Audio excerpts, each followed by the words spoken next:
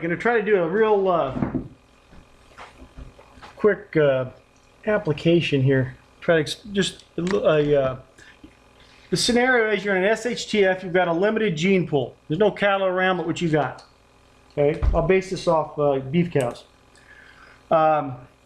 Just give you a diagram of what I've done, or what can be done. I have a bull out there, his name's King, which just represents the herd that he came from. That was the name of the herd. So his name's King. I have, just for example, I've got 4 cows, cow 1, 2, 3, 4, like that. What I'll typically do is I'll breed King to each one of these cows. And let's say they have a, I'll use boy girl. Let's say this one has a girl, this one has a girl, a boy, and a girl. Okay. So we've bred this bull King to each of these cows, and this is the offspring. Now, assuming everything went pretty good, I've had real good luck with cow 1. She breeds nice calves when she's mated with King. Cow 2 does pretty good. Cow 3, she's a little skinnier cow. Her babies tend to be a little bit skinnier. I'm going to put this right here. Skinny, typically. Oops. And cow 4 has a girl, not too bad. But if I'm going to judge these as far as quality, cow 1 and cow 2 gave me the best offspring from this bull. Okay. So I know that if I breed King to cow 1, I typically get a pretty nice offspring. Something I'd like to keep in my herd. All right. So this animal can stay in my herd. Same thing with cow number 2. Good breeding and good offspring here. Cow number 3, typically she has a skinny babies. They're more framey than growthy. So what I might do is, if I don't have enough pasture, I might cut her loose, because she doesn't. These are bloodlines. This is a very good bloodline I'm getting here. There's another very good bloodline I'm getting here, cow 1 and cow 2, in this direction. I have a paternal herd. That means it's based on the father, not maternal. But cow number 3, not the best bloodline. So if I need to get rid of an animal, I'll probably get rid of cow number 3. But let's say I'm trying to hang on to everything right now because, SHTF. What I can still do, she has this skinny calf. He'll grow up. He just won't be the biggest weight gainer. Well, he can go to slaughter. We can eat him, trade him, sell him, whatever the case is. All right? So he can go. We could keep her around as long as she has an okay calf that we can eat or trade, sell, whatever. But she's not a big player in our let's say our, I don't want to say genetics, but my bloodlines. She's not going to be one of my breeding animals for building my herd. I'm building my herd over here off cow 1 and cow 2. Okay. Now cow number 4, yeah, not bad. We could keep her thus far. But now let's say I could only have enough need to eat one animal. If this was kind of mediocre, I could trade the baby or sell the baby off of this one.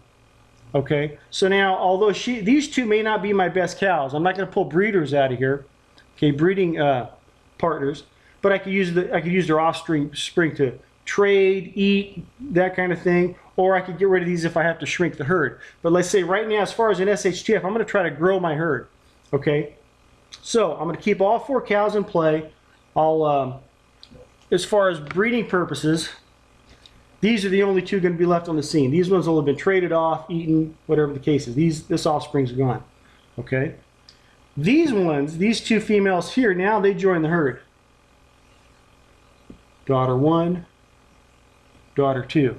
Okay, so what have I done? I've just increased my herd because I know I'm starting a pretty good bloodline. I was able to breed. All right, I take that back. We have not bred these yet, but they're the kind of cows I want. I like these 2. They fit my environment. The daughters they appear to be the same type of cattle. Okay, so now what I'm going to do is in the next breeding, we're going to do it all over again. Only now I'm going to breed the father to these 2 daughters. All right. Now let's say same plan happens. Girl, girl, boy, girl, and this one has a boy, and this one has a girl. All right. Now what I've done, if this breeding over here is successful, I've now increased my herd. All right. And you could go further with this. Let's just say this one, and let's go worst case scenario. Let's say this one came out highly deformed and died at birth. Okay. Girl, daughter number 1, it was a terrible breeding. Didn't work at all. All right. So we lose this one. Let's just say it died. Well, she's still a good breeder. She's still a good cow. She just doesn't work with this breeding it to the father. It doesn't work. So what can we do? We can sell her, trade her, eat her, whatever. But she's still a valuable cow. There's nothing wrong with her. It's just this breeding did not work. Then we go to daughter number 2. Beautiful calf. This was a little star right here. Okay. Now, some people will go further with us. I don't, because my herd, I would get too big if I kept that many animals around. But what I can do now is this one here, she now stays in my breeding group, which would be over here. And I'll breed her again and again and again with the father that way, selling off the offspring, eating the offspring, trading the offspring, something like that. So what I've done, G1, good cow, but we ended up trading her off because that was a bad breeding. Okay. You got to get past the shock of the bad breeding, which I've never had any sort of mutated thing or anything like that. That's never happened. It could, but it has not happened in my situation. This worked out well. So G2 is going to jump over here. This is daughter number 2, and she's now a breeding partner. She's now in the, and what I say by breeding partner, I'm going to build my herd. I'm currently building my herd out of cow 1, cow 2, and daughter 2.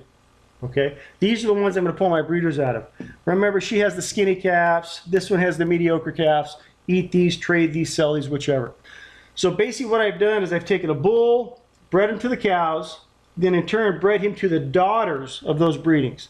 The successful ones we keep, they come into my breeding group. The ones that weren't so successful, maybe didn't have the look I wanted, not too tall, I like them stocky, whatever, or maybe it was just a bad breeding where it didn't survive. Like I said, I haven't had that problem. But those can be dealt with. These two here are no longer of my breeding group, although we are breeding them. We got to have meat to eat. Okay, I can eat their babies, sell their babies, but this is my breeding group. And typically, like I said, I'll keep pulling females out here until I get the group. Let's say I only want 10 cows.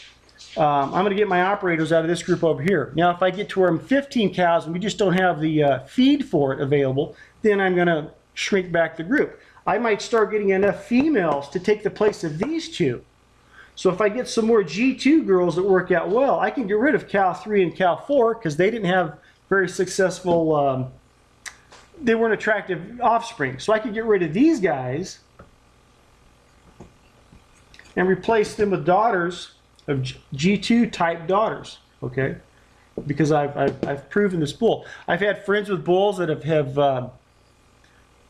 done many breedings as far as to the daughter without a hitch, and have beautiful calves, beautiful offspring. Now you can go further with that. Like I said, I don't, because it would take keeping too many animals in play. I don't need that many animals. If I can pull a heifer or 2 out every year, I can maintain a pretty decent herd. But basically what I've done is off of that original 4 cows, I can pull females out of there and grow my herd, basing everything still off the father. But I'm basically breeding the father to his daughters. All right. Now some people, what they'll do is they'll take the same scenario. Let's just say these are these are all these cows, and they'll breed the father to the mothers, and then they get a girl, boy. And what they will in turn do is they'll pick the best boy, let's say it's this one, and breed him to the best cows, which are we know that the 1 and 2 are we get our breeding stock from. They'll breed him to these 2 over here, and then get an offspring if that's a girl, and then they'll in turn take the father, breed it to these. Okay, but now you got to have good records now. I just don't have to go this far. It's not necessary for me, but I know people that do this. And what you end up with, if you typically, if you like cows of a certain size, you get some cows that are very stick-figured. I've got some old limousines out there. Then you get some that are more herfy, that look like this. Okay, that's meat, that's bones. Pretty soon, if you start selecting these out of your breeding group, you'll get them all looking like this. Same coloring, same color pattern, same disposition. If there's an issue in there, if you have cancer eye in some cattle or something like that, you'll be getting that as well. So you want to start out with animals that you've had real success with, real healthy animals. So the animals that thrive on your property and the ones who perform in such a way are the ones you'll pull your breeding group out of. Now there's probably some geneticists out there, some other cattle people that have done it. And if you see a flaw in this, go ahead and comment on it. But it's worked for me. I'm just saying, if you're in an SHTF with limited gene pool, you're going to have to do something. There's going to be some inbreeding. Otherwise, and if you didn't do any inbreeding, eventually they'll just all die off. You've got to pull somebody out of there, and they got to, play a role in a second time or a third time for that matter. But you can take your bull and go 1 to 2 generations deep and pull the quality ones out of there and build your herd. You could also pull your bulls out of here and take his place or whichever. So anyway, just hopefully that's a better illustration. Maybe you watched the previous video, so hopefully that might be of some use.